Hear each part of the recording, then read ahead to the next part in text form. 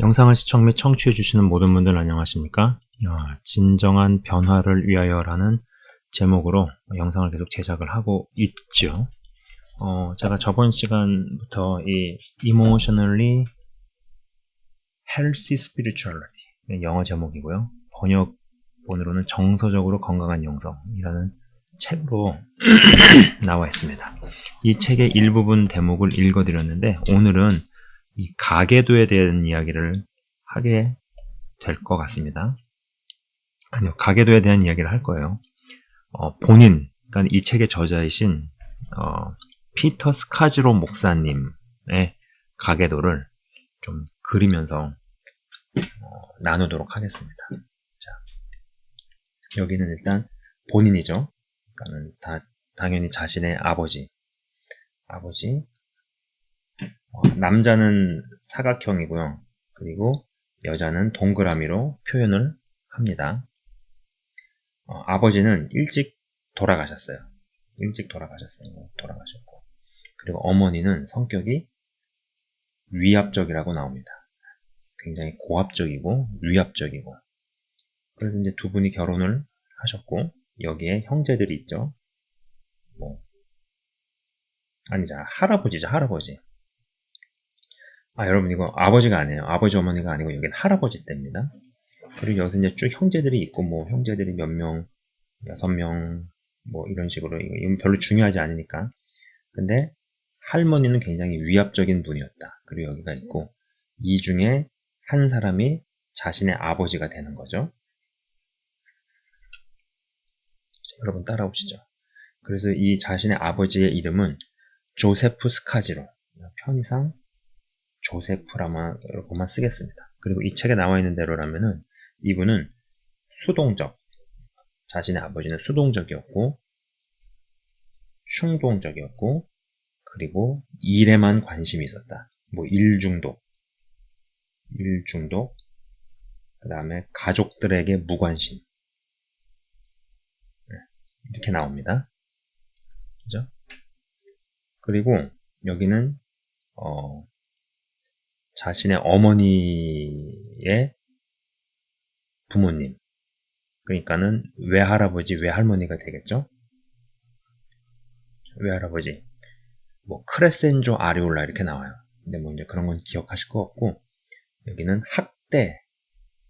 학대를 일삼았다 그러고, 바람둥이라고 나옵니다. 그렇죠? 그 다음에, 이제 여기 이제 외할머니가 있을 거 아니에요? 근데 사이가 안 좋았어요. 갈등이 잦고 사이가 안 좋았습니다. 당연히 이 둘 사이에서도 자녀들이 있었어요. 아들. 근데 자신의 어머니가 이제 딸인 거죠.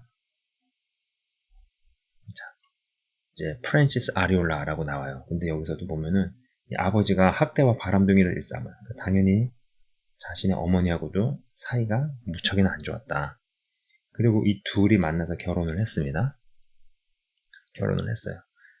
그래서 이제 자신의 아버지는 수동적, 충동적, 일중독에 가족들에게 무관심했고, 자신의 어머니는 사람들과 잘 어울리지 않는 우울한 성격과 내성적인 성격, 그 다음에 자기 자신만을 생각한다고 기록이 되어 있습니다. 자신만을 생각.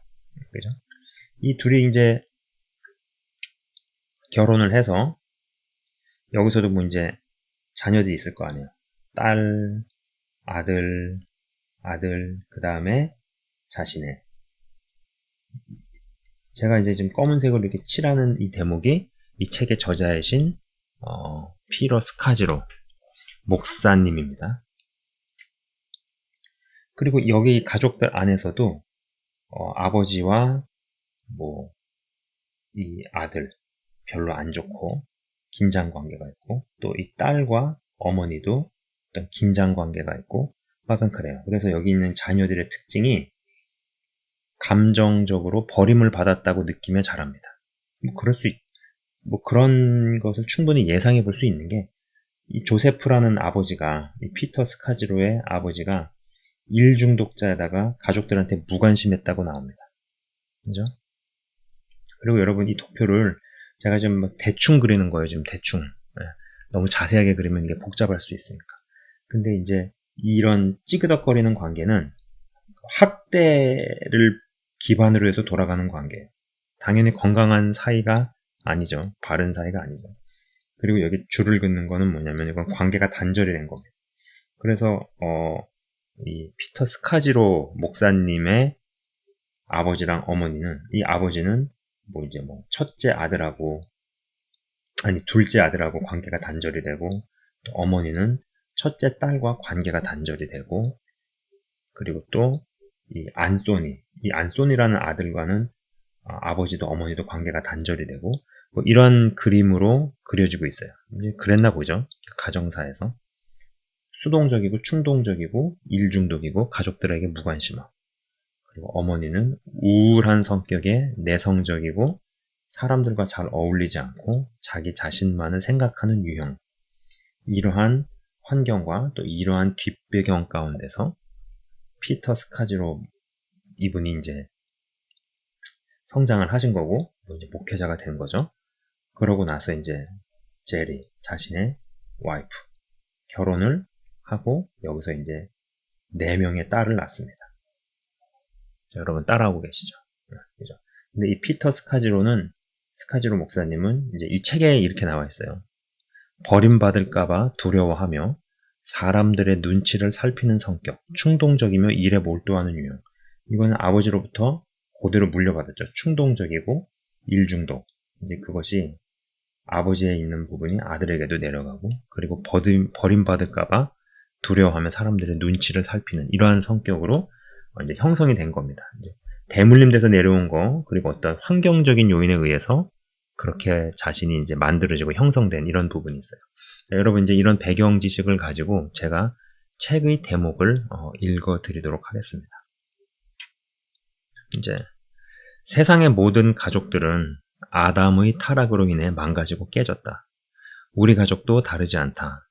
오른쪽 아래에 나 피터 스카지로가 있다. 나는 형제자매들 중에서 막내였다. 오른쪽 위쪽으로는 어머니 프랜시스 아리울라와 또 외조부모 가가 있다. 그리고 왼쪽 위에는 아버지 조세프 스카지로, 그죠, 여기죠? 그 다음에 아버지 조세프 스카지로와 조부모 가가 있다. 나의 역동적인 모습을 이해하려면 외가 쪽, 특히 외할아버지의 영향을 살펴봐야 한다. 외할아버지 크레센조는 미국에 오기 위해 외할머니와 중매로 결혼했다. 크레센조는 결혼한 총각으로 살면서 여성 편력이 심했다. 아내와 아이들이 이탈리안 페스트리 가게에서 일하는 동안 자신은 따로 독립적으로 살았다. 어머니는 외조부가 이름을 불러준 적이 없었다고 회상한다. 외할아버지는 항상 이런 식이었다. 가족의 명예를 더럽히면 죽는 줄 알아라. 경기에서 조랑말을 땄을 때도 다른 아이에게 줘버렸다고 한다. 한 번은 외할아버지의 친구가 자신의 어머니죠. 그때 당시 어머니는 10살이었다. 어머니가 기르던 강아지에 관심을 드러내자 딸의 눈물도 외면한 채 친구에게 선물로 주었다고 한다. 아버지는 어머니와 결혼하기 전 아리올라 페스트리에서 일했었는데 이런 말을 하신 적도 있다. 당시 장인어른은 자기 아이들보다 개들한테 더 잘해주셨지. 외동딸이었던 어머니는 어린 시절과 10대를 외할아버지의 억압과 통제 속에서 외롭고 고독하게 보냈다. 어머니에게 유년 시절 같은 건 없었다. 그리고 그 학대의 상처를 고스란히 안고 시집을 오셨다. 어머니는 사랑을 주고받는 것이나 삶을 즐기는 법, 재미나 웃음, 놀이, 기쁨 같은 것은 전혀 알지 못했다. 대신 일생 동안 우울함과 깊은 외로움으로 고통당해야 했다. 아버지는, 자 이제 피터 스카지로의 아버지입니다. 아버지는 일과 취미 생활에만 푹 빠져 사는 감정적인 불구자였다. 집안일은 모두 어머니 몫이었고 아버지는 여행만 다녔다. 우리 가족의 비극 가운데 하나는 아버지가 우리 가족들과 20년 이상 단절된 채 살아왔다는 것이다. 그렇다면 나는 어떤 과거를 껴안은 채 제리와 결혼하고 예수님의 제자로 살아왔을까? 아주 많이 있지만 그 중에서도 무의식적으로 안고 있던 5가지 감정적 짐에 대해 이야기해 보겠다. 5가지 감정적 짐. 첫 번째, 과도한 책임감. 형들과 함께 나는 아버지를 대신하여 엄마를 행복하게 해드려야 했다. 아직 어리긴 했지만 어머니를 돌보는 건 우리의 몫이었다. 친구들과 재미있게 놀거나 이야기할 여유도 없었다. 그리스도인이 되었을 때 나는 자연스럽게 다른 사람들을 돌보기 시작했다. 회심한 지 1년이 못 되어 양떼를 돌보며 대학 내 기독 모임을 이끌었다. 원가족에 대한 과도한 책임감이 다른 이들의 구원과 성장에 대한 책임감으로 바뀐 것이다. 내가 다른 사람을 돌보는 목사가 된 것은 어찌 보면 자연스러운 수순이었다. 성인으로서 건강하고 적절한 감정의 경계를 유지하는 것이 어려웠던 것도 너무나 당연했다. 이러한 배경 때문에 이제 이 피터 스카지로 목사님이 무의식적으로 심적으로 갖게 된 어떠한 기본적인 정서 상태를 이야기하고 있습니다. 첫째가 과도한 책임감에 대해서 이야기하고 있죠. 그죠? 자, 두 번째. 이거 좀 화면에 나오지가 않네요. 자, 과도한 책임감. 그죠? 두 번째로는 열심히 해야 한다는 강박감입니다. 강박. 미국에서 이탈리아계 이민자로 산다는 것은 다음과 같은 기대를 한 몸에 받는 것과 같다. 부모님께 자랑스러운 아들이 되어야 해. 부모님들은 너를 대학에 보내고 출세시키기 위해 엄청나게 고생하고 계셔. 가족들의 인정을 받기 위해 애쓰던 습성은 이제 예수님을 위해 열심히 일하는 것으로 이어졌다. 나의 메시지는 언제나 기대에 어긋나면 안 돼였다. 부모님이 우리를 사랑한다는 건 알았지만 항상 넘을 수 없는 선이 존재했다. 형 안소니는 아버지의 뜻을 거역하고 대학을 그만둔 뒤 통일교에 들어갔다. 참, 형 안소니는 그래서 이제 여기 가게 돼서 아까 안소니가 엄마랑도 아빠랑도 완전히 단절돼서 끝나는 게 그래서 그랬네요. 형 안소니는 아버지의 뜻을 거역하고 대학을 그만둔 뒤 통일교에 들어갔다. 형은 가족들로부터 버림당했고 오랫동안 집에 돌아올 수 없었다. 유능하고 성공적인 삶을 사는 사람들 가운데 대다수의 마음 깊은 곳에는 수치심과 버림받은 기분, 표현되지 않은 슬픔, 나를 좀 봐줘요 라는 메시지 등이 자리하고 있다. 여러분, 전 이 대목 읽으면서 이게 뭐 이태리 이민자뿐만이 아니라 한국의 이민자들도 이런 게 좀 있지 않을까. 이러한 부분의 영향, 그래서 그로 인해서 만들어지는 어떤 정서적인 상태가 있다고 저는 생각을 합니다. 자, 세 번째입니다. 결혼 생활과 가족에 대한 세속적 기대감. 어떤 세속적 기대감, 세속적 기대. 결혼 생활과 성 역할에 대한 나의 신념은 성경보다는 가족들에게서 더 강한 영향을 받았다. 아내는 그런 나의 태도에 항상 불만을 드러냈다. 하지만 넓게 보면 우리 집안의 모든 여자들은 남편에 대해 불만을 가지고 있었다. 그게 정상 아닌가? 우리의 결혼 생활은 최고는 아니었지만 나름 행복해 보였다. 자녀들도 잘 키우고 있다고 생각했다.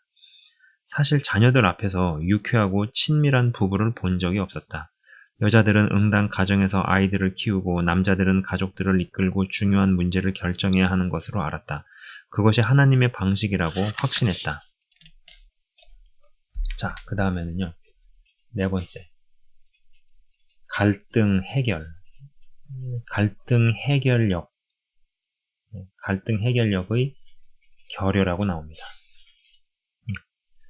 사람들에게 갈등을 해결하고 소통하는 방법에 대해 가르쳤지만 정작 나는 새가족이 아닌 원가족의 방식대로 갈등과 분노를 다뤘다. 어머니는 갈등이 생기면 화를 내고 공격을 했다. 아버지는 갈등을 피하기 위해 어머니가 원하는 대로 무엇이든 달래고 타협했다. 나는 아버지 쪽을 닮아서 뭔가가 잘못되면 그 긴장감에서 벗어나기 위해 모든 것을 내 탓으로 돌렸다. 도살장으로 끌려가는 어린 양 그리스도를 떠올리며 스스로를 정당화했다. 하지만 그렇게 하면 사람들을 제대로 사랑할 수 없었다. 자, 그 다음에 다섯 번째는요. 이 감정을 피하는 습관. 감정을 피한다. 어떻게 보면 감정을 억누르거나 그리고 감정을 부정하거나 이제 감정을 무효화시키는 어떤 그러한 부분들이죠.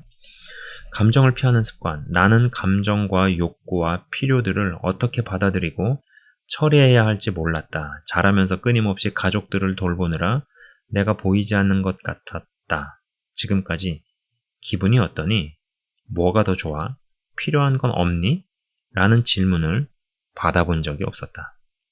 자연스럽게 자신을 부인하고 누가복음 9장 23절, 친구를 위하여 자기 목숨을 버리면 요한복음 15장 13절 같은 말씀에 더 끌렸고 안식일을 기억하여 출애굽기 20장 8절 같은 말씀은 무시하게 되었다. 자, 여러분 제가 제 코멘트를 조금 더 하자면요. 제가 이런 이야기를 한 적이 있습니다. 사람이 겪는 어떠한 경험한 상처가 하나님의 말씀을 접할 때도 어떠한 말씀은 더 땡기거나 어떠한 말씀은 의도적으로 거절하거나 거부해버리는 현상이 난다. 그래서 이 상처, 겪고 경험한 상처가 사람의 그 말씀을 받아들이는 이런 부분에 있어서도 굉장히 영향을 행사한다라는 이야기를 했었죠. 그러니까 이분도 그러한 무의식적인 배경이 깔려 들어가니까 감정을 피하는 습관, 어떤 감정을 무효화시키고 감정을 인정하지 않는 이런 것들이 내재된 채로 예수님을 믿다 보니까 여기도 지금 이렇게 나오잖아요. 자신을 부인, 친구를 위하여 자기 목숨 버리며 이런 어떠한 같은 말씀에 더 끌렸다고 나오잖아요. 근데 이러한 현상이 비단 이 목사님만 경험을 하는 것일까요? 저는 그렇지 않다고 확신을 합니다. 그죠? 자, 계속해서 읽겠습니다. 아이들은 내 성장 환경이 뭐가 잘못된 거지? 라고 생각하지 않는다. 대신 내가 뭐가 잘못된 거지? 라고 생각한다. 나도 항상 내 자신이 부족하고 결함이 있고 문제가 있다고 느끼며 자랐다. 나는 그리스도의 가르침이 좋았다. 세상 어떤 종교도 우리의 행위가 아닌 우리 존재를 사랑하는 인격적인 하나님을 말하지 않았다. 하나님은 아무런 조건 없이 우리를 사랑하셨다. 그럼에도 불구하고 신앙을 갖고 17년 동안은 내 경험 깊숙이 파고 들어와 있는 가족들의 엄청난 영향에서 자유로울 수 없었다.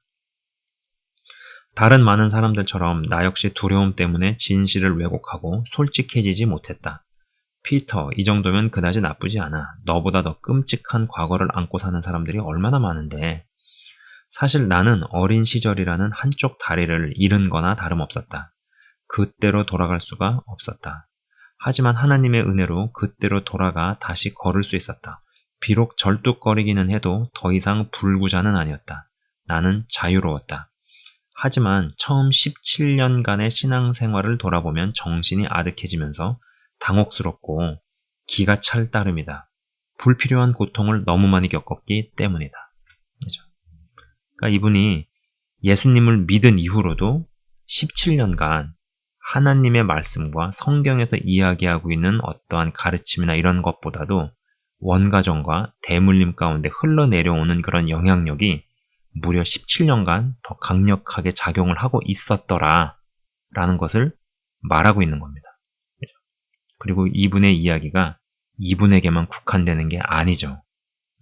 지금 여러분 제가 하는 이야기는 불신자, 예수를 모를 때 이야기가 하는 게 아니잖아요. 믿고 났는데도 말씀보다 더 무언가가 어떤 힘이 더 강력하게 작용을 한다, 또 해왔다 라는 것을 고백하고 있는 겁니다. 자, 계속해서 읽겠습니다. 현재는 과거를 보는 창이다. 지난 10년이 넘는 시간 동안 나는 뉴 라이프 펠로우십 교회와 북미 지역 세미나와 집회를 통해 사람들의 과거를 개괄적으로 보여주는 가계도를 면밀히 살펴보았다. 우리 교회는 중국을 비롯하여 아르헨티나, 레바논, 폴란드, 그리스, 인도네시아, 필리핀, 아이티, 인도 등 60여 개국에서 온 성도들로 구성되어 있다. 우리는 그들에게 가계도를 그려보게 했다. 대표적 빈민 지역인 브롱크스 남부에서 온 가난한 사람들부터 대형교회를 다니는 부유한 사람들까지 아이비리그 대학의 박사들부터 고교 중퇴자까지 다양한 사람들에게서 다양한 가계도를 보았다. 조사를 마친 사람들은 종종 이렇게 말한다.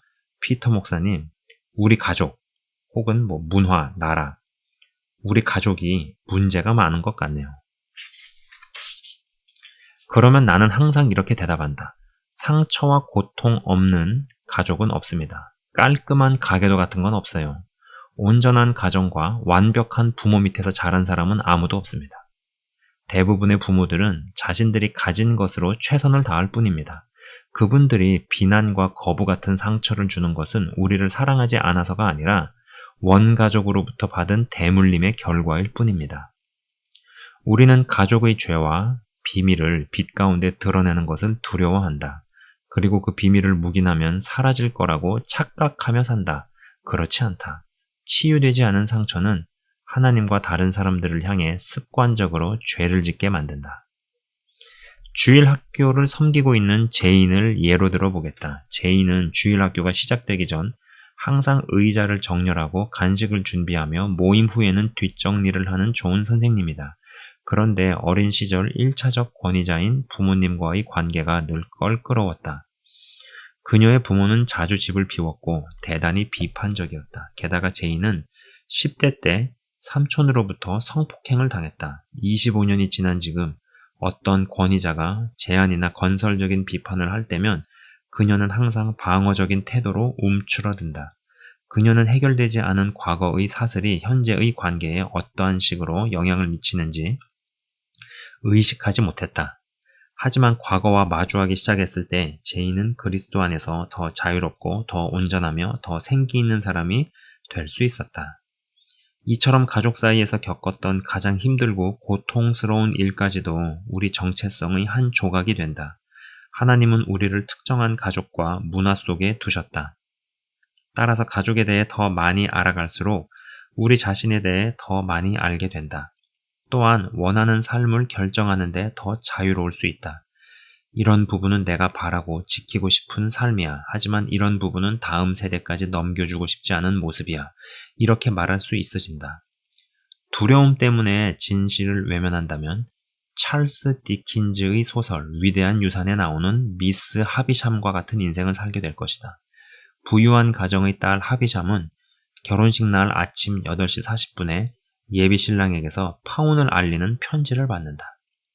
그녀는 집안의 모든 시계를 편지가 도착한 시간에 맞춰놓고 평생 웨딩드레스, 마침내 누렇게 변해버린 평생 웨딩드레스를 벗지 않고 한쪽 구두, 그 시간 다른 한쪽 구두를 미처 신지 못했기 때문에 한쪽 구두만 신은 채 남은 생을 보낸다. 나이가 들어서도 상처를 극복하지 못한 채 불구로 살았다.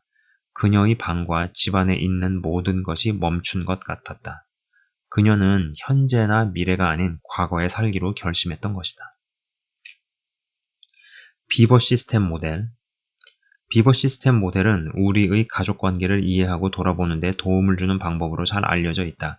이 방법은 가족 내에서 자신의 경계를 어떻게 이해하고 있느냐를 기초로 하여 가족의 건강 상태를 5가지 단계로 분류한다. 5단계, 고통당하는 가정. 자, 제가 한번 써보겠습니다. 그냥 5단계, 고통당한답니다. 고통. 5단계 고통. 몹시 불안정한 가정이 여기에 속한다. 가정을 이끌 리더십이 전혀 없다. 이런 가정을 잘 표현해주는 말들은 난장판, 불확실함, 혼란, 아수라장 같은 단어들이다. 가족 간의 갈등은 결코 제대로 다뤄지지도 해결되지도 않는다. 문제들을 명료하게 바라볼 능력이 없다. 자, 4단계. 경계선에 있답니다. 경계선. 경계선에 있는 가정, 양극화된 가정이 여기에 속한다. 5단계 같은 혼동 대신 독재자가 이 가정을 다스리고 있다. 무질서하지 않는 대신 흑백 논리만이 존재한다. 사고방식과 감정표현, 행동 양식에 있어서 모든 가족 구성들에게 요구되는 엄격한 규칙이 있다. 각 개인은 절대로 제 생각은 달라요 라고 말할 수 없다. 자, 3단계. 적절한 규칙이 있는 가정. 규칙. 근데 이제 적절한 규칙이랍니다. 이 가정은 무질서하지도 독재적이지도 않다. 4단계에 비하면 좀 더 건강하다. 그렇지만 가족 구성원들이 사랑과 용납을 받기 위해서는 가족 내에 존재하는 명시적, 암묵적 규칙을 따라야 한다. 네가 나를 사랑한다면 알고 있는 모든 것을 해라. 그러면 인정해줄게. 여기에는 각 개인보다 더 중요한 집의 체계와 보이지 않는 심판관이 있다. 미묘한 수준의 조종과 엄포, 죄책감 등이 가정 안에 스며들어 있다. 자, 그 다음에는 이분이 2단계와 1단계를 통합해서 이야기합니다. 2단계, 1단계. 그죠? 적합한 가정과 최선의 가정. 가족 간의 친근감을 소중히 여기면서도 각 구성원들에 대해 유연성을 가지고 아낄 줄 아는 가정이 여기에 속한다. 이들 부모는 좋은 감정과 신뢰, 협력을 바탕으로 어려움과 갈등을 해결해 나간다. 2단계와 1단계를 나누는 기준이 있다면 즐거움이다. 1단계에 속한 가정은 서로가 함께 있는 것만으로도 진심으로 기뻐한다. 당신은 어떤 가정에서 자란 것 같은가? 원가족이 현재의 나에게 어떤 영향을 주고 있는가? 그리스도 안에서 앞으로 나아가기 위해 의도적으로 해야 할 일은 무엇인가? 예를 들어 경계 정하기, 갈등 해결, 친밀함 쌓기 등이 있겠다. 자, 여러분, 제가 이 대목을 읽고 이제 좀 든 생각, 약간 코멘트를 조금 더 해보자면은, 여러분, 한 개인이 정서적으로 건강하냐, 어떤 이모션, 어떤 정서적, 감정적인 영역이 건강하냐를 보는 시점에서 어떠한 사람을 볼 때 모든 것을 흑백 논리로 보는 사람이 있어요. 네. 나의 아군 아니면 모든 건 다 적. 이거는 옳고 옳지 않으면 무조건 다 틀린 거고 이렇게 흑백 논리로만 접근하는 사람이 있거든요. 여러분 이거는요. 건강한 것 같지만은 건강하지 않습니다. 건강하지 않아요. 무언가 정서적으로 병든 부분이 있는 것이고 또 이러한 어떤 것이 깔려있는 사람들이 그렇게 정죄성이 강해요. 네. 누구를 비난하고 정죄하는 것들 그리고 분별이라는 명분하에 미명하에 판단과 정죄를 일삼습니다. 사실 저도 이랬던 시간이 많았어요. 네, 저도 영상에서 몇 번 이야기한 적이 있었습니다. 아, 나는 지금 굉장히 디선을 하고 있는 거야. 분별을 하고 있는 거야. 근데 그러한 미명하에 판단과 정죄만을 일삼고 있었다. 그리고 그러한 것이 있는 사람들의 정신세계 이면에는 모든 것을 이분법적으로만 보려고 하는 흑백 논리로만 접근하려고 하는 그런 부분이 있다는 것이죠. 그리고 이제 이 읽어드린 대목에서 1단계에 속한 가정은 서로가 함께 있는 것만으로도 진심으로 기뻐한다 이렇게 이야기하지 않습니까? 여러분 사람 관계에 있어서 만날 때 어떠한 책에서도 그런 이야기를 하죠. 당신은 일 중심입니까? 관계 중심입니까? 얘기한다. 성경에서도 일 중심에 있었던 사람들, 그죠? 나더러 주여 주여 내가 주의 이름으로 무엇도 하고 귀신도 쫓고 능력도 행하고 선지자 노릇도 하고 다 일만 얘기하잖아요. 그죠?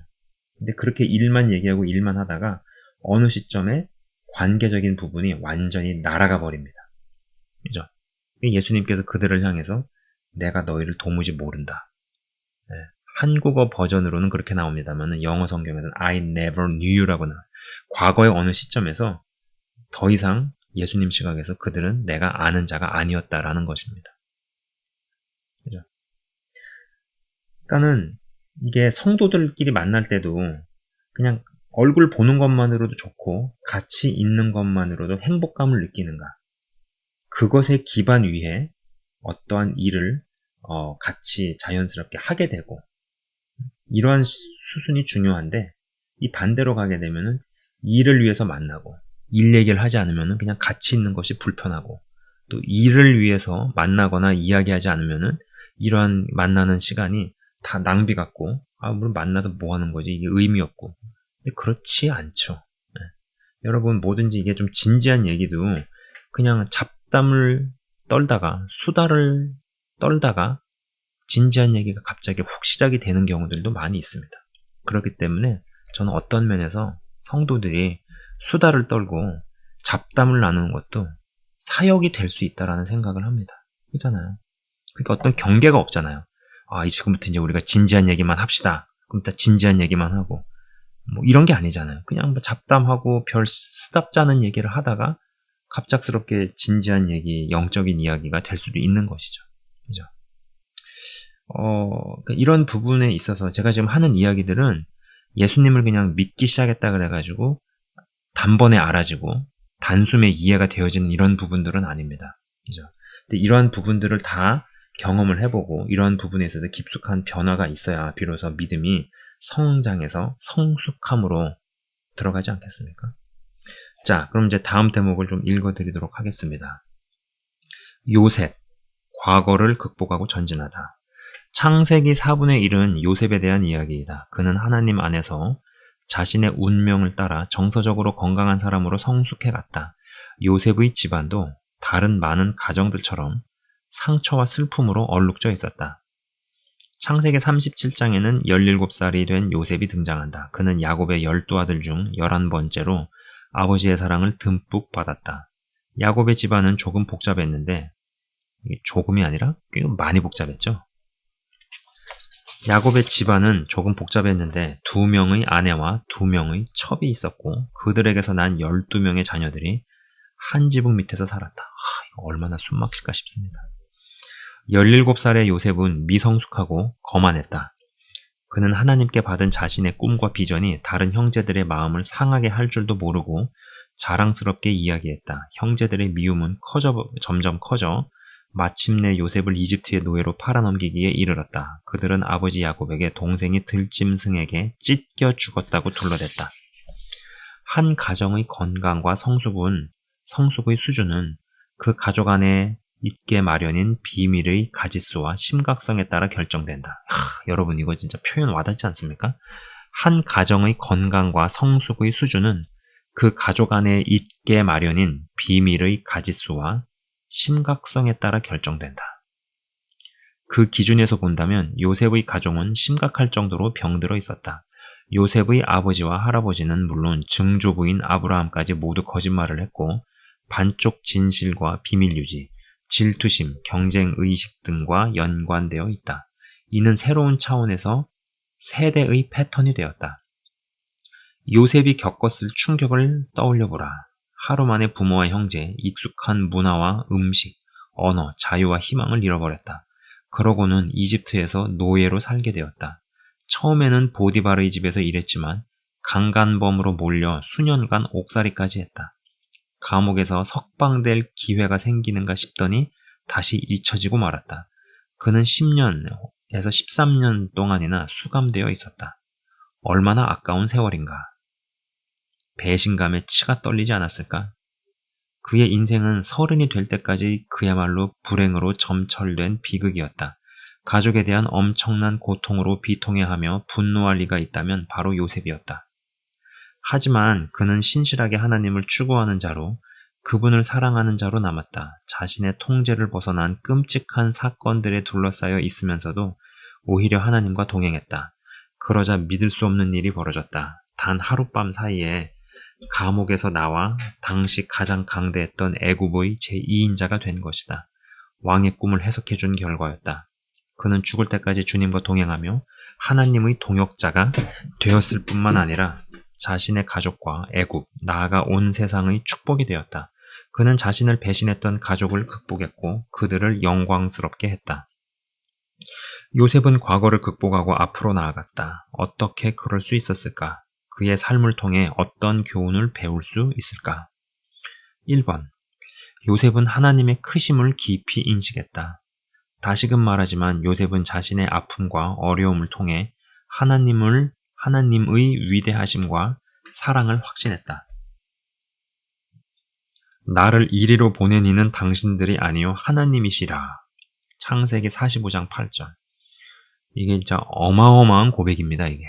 여기에 요셉의 성숙함이나 어떠함이 다 묻어있는 한마디 응축해서 나온 고백이죠. 요셉은 계속해서 이렇게 외친다. 그는 깜깜하고 모호한 상황에서도 하나님의 신비로운 손길이 우리를 인도하신다고 확신했다. 하나님은 모든 역사를 주관하시는 전능자이시며 우리가 알 수 없는 방법을 통해 일하신다. 요셉은 하나님이 인간의 모든 노력을 통해서 또는 그 노력에 반해서 또는 그 노력에도 불구하고 모든 것을 당신의 목적에 맞도록 섭리하신다는 것을 이해했다.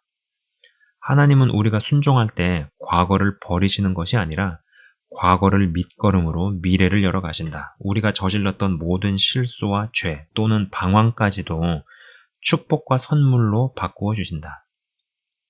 그렇다면 왜 하나님은 요셉이 그 같은 고통과 상실을 겪게 하셨을까? 창세기 37장에서 50장을 통해 그 이유를 짐작해 볼 수는 있겠지만 우리로서는 명확하게 알 수 없다. 그렇죠.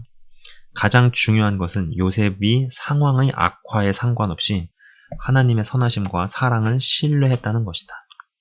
자, 2번. 요셉은 가족에 대한 슬픔과 상실감을 솔직하게 인정했다. 우리는 대부분 과거로 돌아가 그때의 상처와 아픔을 느끼는 것에 대한 저항감을 가지고 있다. 과거가 마치 우리를 삼켜버릴 것 같은 블랙홀이나 깊은 구렁처럼 느껴지기도 한다. 상황이 더 나빠지지는 않을까 의구심도 든다. 가족들과 다시 만났을 때 요셉은 종종 눈물을 흘렸다. 성경에는 그의 통곡 소리가 너무 커서 애굽 사람들이 다 들었다고 나와 있다. 창세기 45장 2절입니다. 그는 고통스러운 시간들을 축소시키거나 합리화하지 않았다. 어찌 보면 자신의 고통과 슬픔을 정직하게 다 수용했기 때문에 자신을 배반한 형제들을 진정으로 용서하고 축복할 수 있었다. 그리고 마지막까지 가족들을 경제적으로, 정서적으로, 영적으로 보살피고 책임졌다. 요셉은 하나님이 가족들의 생명을 구원하시기 위해 먼저 자신을 애굽에 보내셨다는 것을 알았다. 요셉이 오랜 고난의 시간을 보낸 후 애굽에서 번성하기 시작했을 때 그는 두 아들에게 옛날의 아픔과 슬픔을 상기시키는 이름을 지어주었다. 하나님이 그 동안의 모든 시련을 잊게 하셨다는 의미에서 첫째 아들을 므낫세라고 이름 지었다. 그리고 고난의 땅에서 새로운 번영을 누리게 하셨다는 의미로 둘째 아들을 에브라임이라고 명명했다. 므낫세는 있다라는 뜻이고요. 에브라임은 풍성하다라는 뜻입니다. 자, 3번. 요셉은 성경에 따라 자신의 인생을 다시 썼다. 요셉에겐 다음과 같이 말할 이유들이 충분했다. 난 존재할 이유가 없어. 내 인생은 망했어. 나는 무가치한 존재야. 아무도 믿지 않을 거야. 절대로 위험을 무릅쓰지 않을 거야.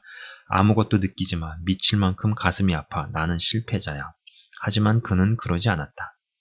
이런 말들을 할 만한 이유들이 충분했다라는 것이죠. 그러나 그는 그렇게 하지 않았습니다. 우리 가족이 내뱉었던 말이나 과거에 겪었던 정신적 외상, 이 트라우마는 우리 삶에 무의식적이고 직접적인 흔적을 남기는데 그 부정적인 메시지나 각본은 마음 깊이 각인된다. 이런 마음의 결정들은 종종 잊고 지내지만 성인이 되어서도 계속해서 반복된다. 예를 들어 교회에서 상처를 받은 사람이라면 앞으로는 절대로 영적 지도자나 교회 따위는 믿지 않을 거야 라고 다짐하며 살아갈 수 있는 것이다. 이러한 것들이 어떤 일종의 내적 맹세가 되겠죠. 요셉은 자신의 과거를 너무나 잘 알았다. 배우가 자신의 파트에서 주어진 대본을 외는 것을 생각하면 이해하기 쉬울 것이다. 우리는 대부분 과거가 무심코 건네준 대본을 검토하지 않는다. 과거가 무심코 건네준 대본을 검토하지 않는다. 하지만 요셉은 달랐다. 자신의 대본을 검토하며 깊이 생각했다. 그리고 하나님과 함께 그것을 고친 후 미래를 향한 발걸음을 내디뎠다. 이런 말이 있다. 자신의 자아상에 대해 제대로 알아보려면 부모와 사흘 이상 함께 있어 보라는 것이다. 그런 점에서 우리는 자신이 얼마나 성숙했는지 자문할 필요가 있다. 그들과 함께 있을 때 어린 시절의 습성을 따라 행동하는지 아니면 과거에서 벗어나 하나님이 우리에게 주신 현재의 모습으로 살아가는지 돌아볼 필요가 있다. 네 번째, 요셉은 축복의 통로가 되었다. 어쩌면 요셉은 노여움으로 형제들에게 보복을 할 수도 있었다. 하지만 그는 하나님 편에 서서 그들을 축복했다. 우리가 만약 요셉처럼 그렇게 깊은 상처를 입었다면 매우 어려운 선택이자 거의 불가능에 가까운 일이었을 것이다. 하지만 요셉은 선택했다. 우리도 매일 이와 같은 선택을 해야 한다. 하나님을 믿는 것이 과연 안전한가? 하나님이 정말 선하신 분인가? 믿을 만한 분인가? 요셉은 오랜 세월 동안 하나님과의 관계에서 은밀한 발자취들을 간직해왔다. 그의 인생은 이스라엘의 주 하나님을 따르는 삶으로 짜여 있었다. 그래서 결정적인 순간이 왔을 때 바른 선택을 할 수 있었다. 마찬가지로 우리도 하나님과 동행하며 날마다 믿음의 선택을 해야 한다. 홀로, 그러나 함께. 원가족과 문화가 가진 파괴적이고 죄된 행동 양식들은 어마어마한 힘으로 우리를 과거로 끌어당긴다. 더러는 과거의 잘못에 대한 대가를 치르는 것처럼 살아가는 사람도 있다. 그래서 하나님은 우리가 믿음의 길을 가는 동안 함께할 동반자를 붙여주신다. 과거를 극복하고 전진하려면 공동체 안에서 뭔가를 해야 한다. 성숙한 친구들, 멘토, 영적 지도자, 상담사, 치료사 등의 도움이 필요하다. 우리에게는 저를 어떻게 생각하세요? 저와 함께 있을 때 어떤 생각과 느낌이 드는지 말해주세요. 솔직하게 이야기해 주세요. 라고 말할 수 있는 믿을 만한 사람들이 필요하다. 기도하는 마음으로 그들의 말에 귀를 기울인다면 과거의 치유와 더불어 반드시 짚고 넘어가야 할 부분에서 중요한 시각을 얻을 수 있다. 그러려면 당연히 큰 용기가 필요하다. 그리스도 안에서 과거를 극복하고 전진하려 애쓰다 보면 반드시 소리의 장벽과 만날 것이다. 그리고 그 장벽 앞에서 갈피를 잡지 못한 채 당황할 것이다. 그 미지의 영역에 무엇이 있는지 몰라서 두려움에 떨 수도 있다. 그렇다면 이제 그 벽을 뚫는 다음 단계로 넘어가도록 하자. 자, 여러분 제가 이거를 2번에 걸쳐서 영상을 만들려고 그랬는데 지금 이야기를 하고 찍다 보니까 한 번 더 나눠야 될 것 같습니다. 일단 제가 이 책을 읽어드리는 2번째 영상은요 여기까지만 하고 다음 3번째 영상을 만들어서 나머지 이제 계획했던 부분까지 읽어드리는 것으로 하도록 하겠습니다. 제가 잠깐 기도하고 마치도록 하겠습니다. 하나님 아버지 감사합니다. 정말 모든 인간이, 모든 사람이 특정한 환경에서 나고 자라, 보고 배우고, 그리고 특정한 환경과 집안에서의 어떠함이 내 안에 스며드는지도 모르게 스며들어 나의 정신구조와 사고구조를 형성하게 될 때 예수님을 믿어도 예수님의 시각과 하나님께서 만드신 원리와 말씀에 근거한 방법대로 사는 것이 아니라 그 이전에 있었던 것들이 내 안에서 영향력을 행사하는 이러한 부분들을 생각해보게 됩니다. 이 책의 저자인 이 목사님도 예수님을 믿고 나서도 무려 17년간 이상 동안 집안 내의 어떠한 원가정 내에서의 형성된 이러한 부분들로 인해서 그리고 그러한 부분들이 하나님의 말씀보다도 자신의 삶에 영향력을 행사했다라는 그런 고백을 하고 있습니다. 그러한 고백이 그분만의 고백일까? 그렇지 않습니다. 그러나 한 가지 분명한 것은 하나님께서 그럼에도 불구하고 우리를 성장시키시고 또 알게 하시며 이러한저러한 일들을 통하여서 우리를 이끄실 것이라는 것입니다. 말도 안 되는 일을 겪어서 억울함과 분노 때문에 힘들고 정말로 말도 안 되는 인생을 통과해내고 나서 그 요셉이 했던 고백, 나를 여기로 보낸 분은 당신들이 아니요 하나님입니다. 주님, 이 고백은 엄청난 신앙의 고백이고 엄청난 하나님께 영광을 돌리는 고백이었습니다. 아버지 하나님, 정말 내 안에 어떠한 것들이 용솟음치고 영향력을 행사하는 이러한 것들을 느낍니다. 그러나 저를 비롯해서 영상을 시청 및 청취하시는 분들은 이전보다 더 발전되며 자신을 알아가고 그리고 그 환경을 넘어서서 하나님께서는 모든 것을 합력하여 선을 이루실 것이고 이기게 하시고 승리하게 하실 것을 믿습니다. 주님, 인도하여 주시고 그리고 모든 것을 합력하여 선을 이루시고 믿음의 장성한 분량으로까지 우리가 잘하고 이기며 또 나아갈 수 있도록 축복하여 주옵소서. 감사합니다, 주님. 그러한 자들이 정말로 하나님께 영광을 돌리며 나를 이곳으로 이끄시고 나를 이 모습으로 만드신 분은 하나님이십니다라는 마음 깊은 곳에 진중한 고백을 올려드리고 그리고 주님께 영광 돌리는 자들 다 되게 하옵소서. 감사합니다, 주님. 예수 그리스도 이름으로 기도드리옵나이다. 아멘. 지금까지 시청 및 청취해 주셔서 대단히 감사합니다.